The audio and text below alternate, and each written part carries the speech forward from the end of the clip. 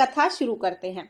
नवरात्रि व्रत कथा के अनुसार एक समय बृहस्पति जी ने ब्रह्मा जी के समक्ष चैत्र और अश्विन मास के शुक्ल पक्ष में पड़ने वाले नवरात्र का महत्व जानने की इच्छा जताई। उन्होंने कहा कि इस व्रत का क्या फल है, इसे किस प्रकार किया जाता है, सबसे पहले इस व्रत को किसने किया, ये सब विस्तार से कहिए। बृहस्पति जी के प्रश्नों का जवाब देते हुए ब्रह्मा जी बोले, हे बृहस्पति, प्राणियों के हित की इच्छा से तुमने बहुत ही अच्छा प्रश्न किया है। जो इंसान मनोरथ पूर्ण करने वाली माँ दुर्गा, महादेव, सूर्य और नारायण का ध्यान करते हैं वो धन्य है। यह नवरात्र व्रत संपूर्ण कामनाओं को पूर्ण करने वाला है। इस व्रत को करने से पुत्र, सुख, धन, विद्या और सुख की प्राप्ति होती है। इस व्रत को करने से रोग दूर हो जाते हैं, घर में सुख समृद्धि आती है, बंध्या को पुत्र की प्राप्ति होती है, समस्त पापों से छुटकारा मिलता है। जो मनुष्य इस व्रत को नहीं करता वह अनेक दुखों को भोगता है। यदि व्रत करने वाला मनुष्य सारा दिन उपवास ना कर सके तो एक समय भोजन करे। नवरात्र में 9 दिन तक नवरात्रि व्रत कथा सुने। हे बृहस्पति, जिसने सबसे पहले यह व्रत किया, अब मैं तुम्हें उसकी कथा सुनाता हूँ। ब्रह्मा जी बोले, प्राचीन काल में मनोहर नगर में पीठत नाम का एक अनाथ ब्राह्मण रहता था। वह माँ दुर्गा का भगत था। उसे संपूर्ण सद्गुणों से युक्त सुमति नाम की एक अत्यंत सुंदर कन्या उत्पन्न हुई। वह कन्या अपने पिता के घर में सहेलियों के साथ क्रीड़ा करते हुए इस प्रकार बढ़ने लगी जैसे शुक्ल पक्ष में चंद्रमा की कला बढ़ती है। उसका पिता प्रतिदिन जब दुर्गा माँ की पूजा करता और होम करता, वह उस समय नियम से वहां पर उपस्थित रहती। एक दिन सुमति भगवती माँ की पूजा में उपस्थित नहीं हुई। उसके पिता को पुत्री की ऐसी असावधानी देखकर बहुत क्रोध आया और वह पुत्री से कहने लगा, अरे दुष्ट पुत्री, आज तूने भगवती माँ का पूजन नहीं किया, इस कारण मैं किसी कुष्ठ रोगी और दरिद्र मनुष्य से तेरा विवाह करूंगा। पिता की बात सुनकर सुमति को बहुत दुख हुआ और पिता से कहने लगी, हे पिता, मैं आपकी कन्या हूँ तथा सब तरह से आपके अधीन हूँ। जैसी आपकी इच्छा हो वैसे ही करो, चाहे राजा से, चाहे कुष्ठी से, चाहे दरिद्र से, जिसके साथ चाहो आप मेरा विवाह कर सकते हो, पर होगा वही जो मेरे भाग्य में लिखा होगा, क्योंकि कर्म करना मनुष्य के अधीन है, फल देना ईश्वर के अधीन है।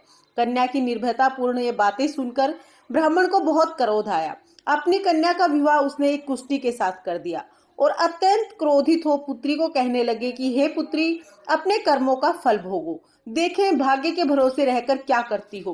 पिता के ऐसे कटु वचन सुनकर सुमति मन में विचार करने लगी, अहो मेरा बड़ा दुर्भाग्य, जिससे मुझे ऐसा पति मिला।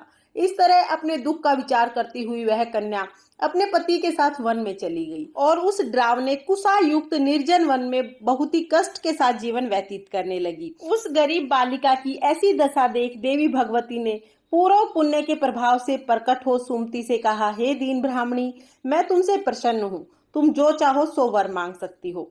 भगवती दुर्गा के ये वचन सुनकर ब्राह्मणी ने कहा कि आप कौन हो, वह सब मुझसे कहो। ब्राह्मणी का ऐसा वचन सुन देवी ने कहा कि मैं आदि शक्ति भगवती हूँ और मैं ही ब्रह्म विद्या और सरस्वती हूँ।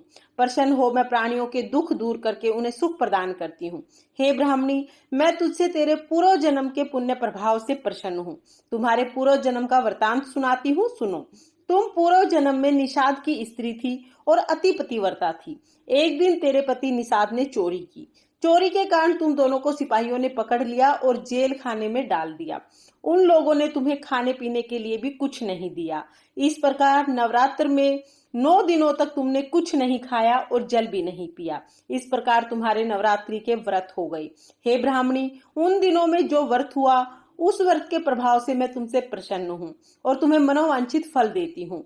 तुम्हारी जो इच्छा हो वो वर मांग सकती हो। इस प्रकार दुर्गा के वचन सुन ब्राह्मणी बोली, अगर आप मुझसे प्रसन्न हैं तो हे दुर्गे, मैं आपको प्रणाम करती हूँ।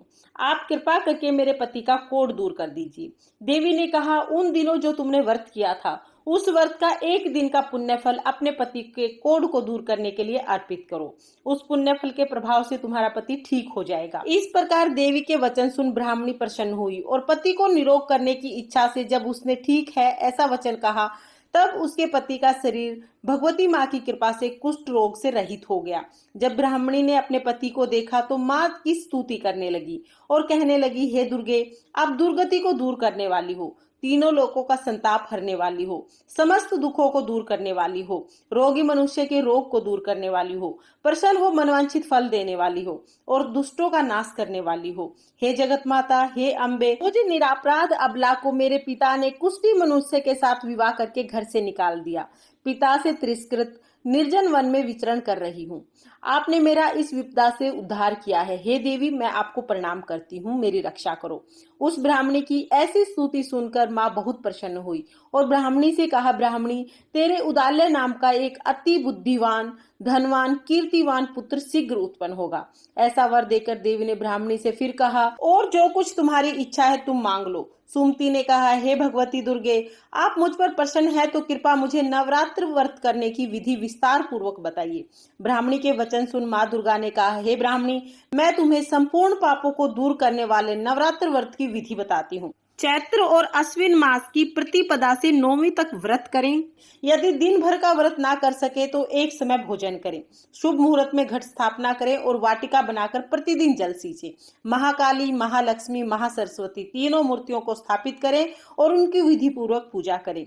बिजोरे के फल से अर्घ देने से रूप की प्राप्ति होती है। जायफल से अर्घ देने से कीर्ति की, दाग से कार्य की सिद्धि होती है और आंवले से सुख की प्राप्ति होती है। केले से अर्घ देने से आभूषणों की प्राप्ति होती है। इस प्रकार पुष्पों व फूलों से अर्घ देकर व्रत समाप्त करके 9वें दिन विधि विधान से हवन करें। खांड, घी, गेहूं, शहद, जौ, बेल, नारियल, दाख और कदम्ब जैसी विभिन्न सामग्रियों से हवन करें। आंवले से कीर्ति और केले से पुत्र की प्राप्ति होती है। कमल से राज सम्मान और दाखों से संपदा की प्राप्ति होती है।